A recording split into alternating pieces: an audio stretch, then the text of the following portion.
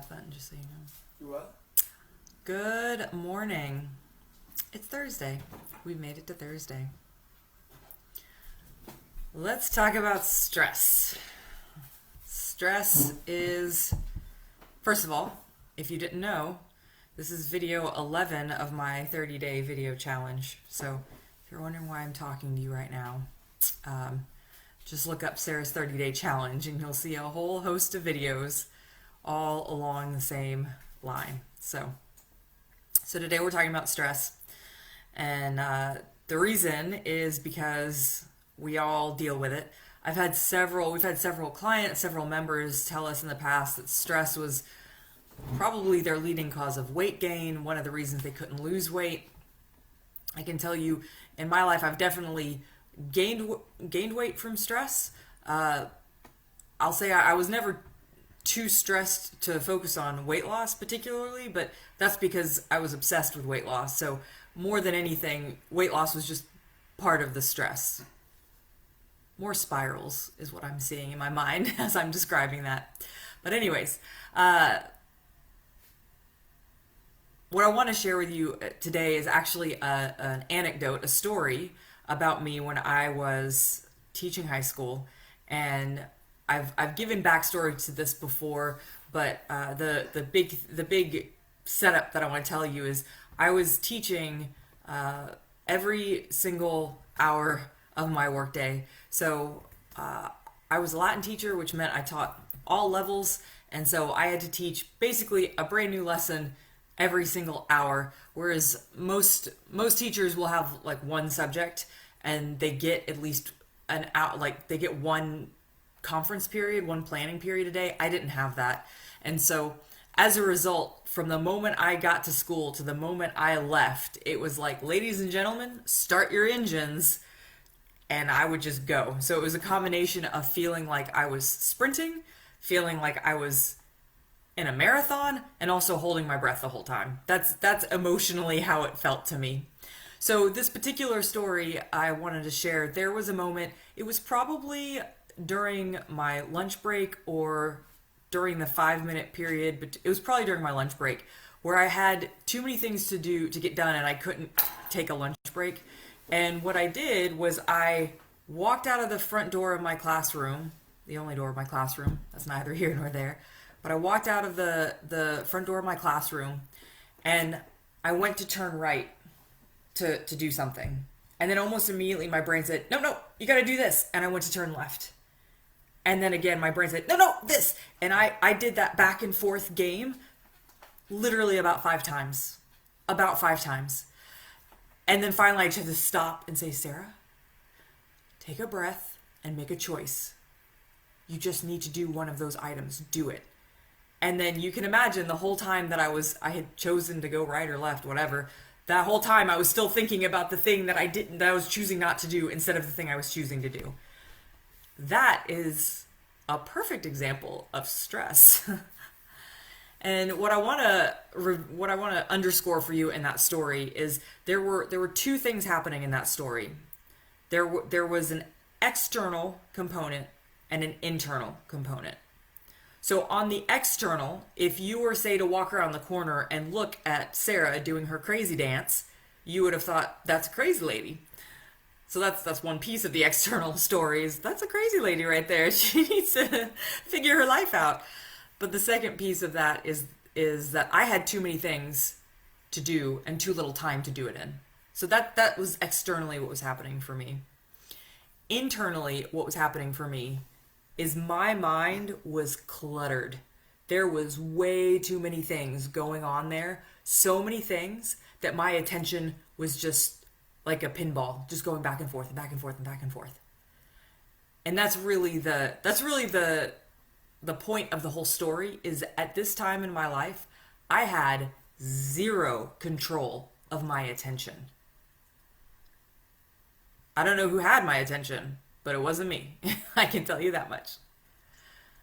So as I've grown along my path, I began to discover that our attention, so literally in this moment, if I have your attention, if you're focused on what I'm saying right now, and you're only focused on that,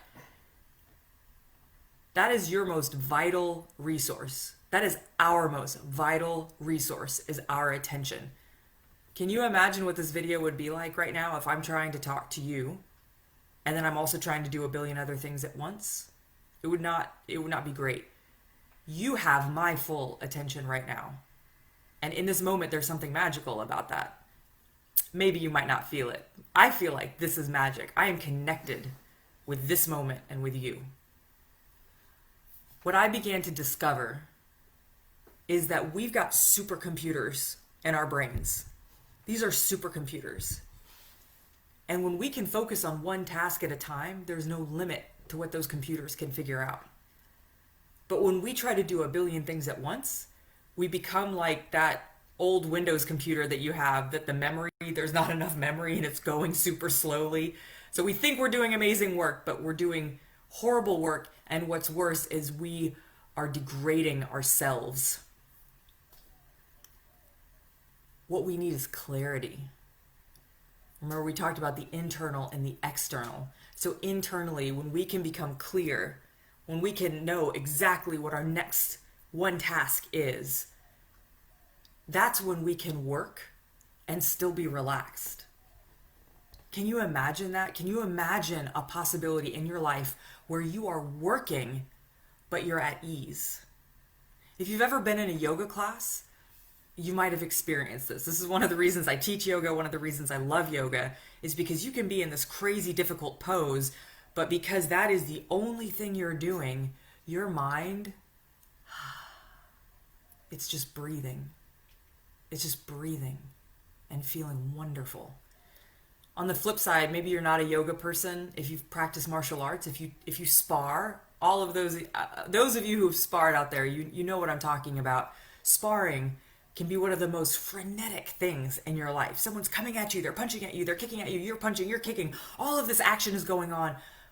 But I can guarantee you one thing. When somebody is attacking you, your attention is nowhere but on them. And so when you get done, and even in the moment, even if you're like, whew, second wind, your brain is clear. But it doesn't stop there. It's not just a question of feeling your brain breathing. Some of you might be thinking, what does that even mean? Maybe you've never experienced it. That's the internal game. But this has a massive effect on your external game. So in my life, the way that showed up, when I started to get clarity, perfect example of this is when Forrest and I, the last year that I taught, this was the big turning point in this area of my life. That spring break, we took a trip to a very little known town called Weatherford, Texas. It's very small. When we told people we were going there for spring break, most people said, where? Or if they knew it, they said, why? There's nothing out there. There's literally nothing. It's a suburb of Fort Worth is what it is. But we went out there, so we got physical space away from my job. We got mental space. I didn't take any schoolwork out there. We didn't do anything.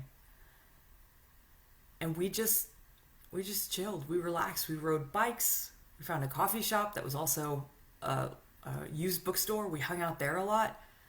And I can tell you, to this day, that is one of our favorite memories of vacations we've gone on. Partially, I'm sure, because we were so stressed, because I was so stressed before, and then being on that trip was just wonderful.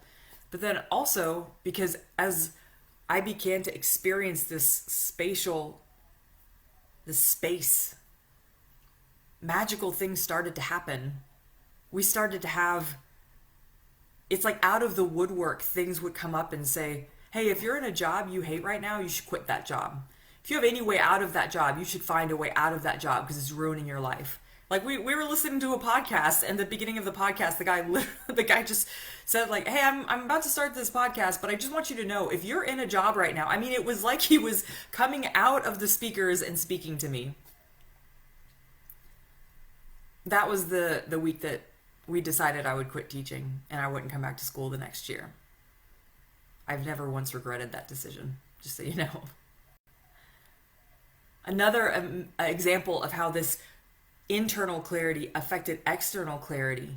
So the Weatherford story was about all about getting out of a job that was not a good fit for me, that I wasn't a good fit for. But another way that this has affected my external world is clarity of action. I've talked already on these videos about how I weigh myself daily, how I have specific things that I do on a day-to-day basis to keep moving towards my physical goals. The effect that that's had on me is, we've been in a global pandemic for, like 4 months? And we're even getting ready to start a challenge right now that's trying to combat the quarantine 15. I'm getting ready to share with you on Saturday that, guys, I never had that quarantine 15, even through all of this stress, through shutting down the gym and finding a way to make classes virtual, connecting with our members, making sure everyone in my family, my close friends, making sure we're all okay. I'm still moving towards my goals. I haven't backtracked because I have certain things that I do every single day and I don't question it. That's me creating space in my life and knowing what to focus on. These are the things that are possible for all of us. Now, at this point, you might be thinking, Sarah, that's great. So now you're telling me that I need to pack up my stuff, go to Weatherford, Texas for a week. Now you're telling me that I need to figure out some actions that I need to do every single day. You're just asking me to do more stuff, and I've already got enough stuff. What more could I possibly do? I get it. I do. What I want you to consider, though, is not what you can add to your life. I want you to consider what you can prune away, what you can start to peel away, like layers of an onion. Or maybe like a rose garden. We're cultivating a garden with this talk. If I were to present anything to you right now, the one thing that I would tell you that you can start doing right now to step away from this life of stress and mental clutter, the one thing is for today, just for today only. Throughout the day, when you start to feel stressed, I want you to ask yourself the question, where is my attention right now? What is my attention on right now? And just see what comes up for you. That's all that you have to do. That is, if you imagine your stress is like a sweater and you found one little thread that's sticking out, that is the key to pulling that thread, tugging at it just enough that it starts to unravel. Guys, that question, that is a meditation practice for me. I do that to this day. When we got into this pandemic and you're getting news reports every day and then there are protests and people are being murdered and all this horrible stuff. When I could ask myself, where is my attention right now? Usually what would come up is I had turned on social media and then I turned on YouTube and I went back to social media and I was doing all these things. And I had to remind myself, wait, where is my attention right now? And then that's when I began to direct it. I began to be the person that had the reins of the horse, right? Practice that. And then I'm going to offer one other thing. If you practice it today and you find value in that, in answering that question for yourself, practice it again each day. Where is my attention right now? Where is my attention right now? When you start to discover those answers, you're going to discover certain places that do not serve you, that your attention shouldn't be on those things. They're not helping you. That's when you start to prune those things away. The imagery I can lead you with, I talked about a horse already today. I don't know if you've ever seen any movies about horses or if you know particularly about horses, but there's this common thing with horses, you put blinders on them because they get distracted by all the stuff going on around them. So if you've ever seen like a movie about like a barn being set on fire and the rancher has to come out and get the horse out of the barn, the first thing they do, the absolute first thing the farmer or the rancher does is they put a blinder on the horse. They actually put like a towel around the horse's head so it can't see, and then they gently guide them out. Because if they see that fire, they're going to lose their mind. So the tricky thing about this is you are both the horse and you're the rancher. And so by asking yourself, where's my attention now? You're getting yourself out of being just the horse. And then when you start to prune what doesn't serve you, you become that heroic rancher that's guiding the horse out of the burning building. I will leave you with one more thought today. This is a quote that Forrest and I heard when we were at a professional conference, a summit that we went to. And the quote is this: clarity means knowing what to ignore. Thank you so much for joining me today, for sharing your attention with me. I know it is the most vital thing that you have. If you'd like to learn more about my process for transformation, on Saturday, this Saturday, 4th of July at 11 a.m., I will be sharing my webinar. The title is How to Get Out of Your Weight Loss Rut. So have a wonderful day. Comment below if any of this resonates. And I will see you either at the gym or online soon. Bye, guys.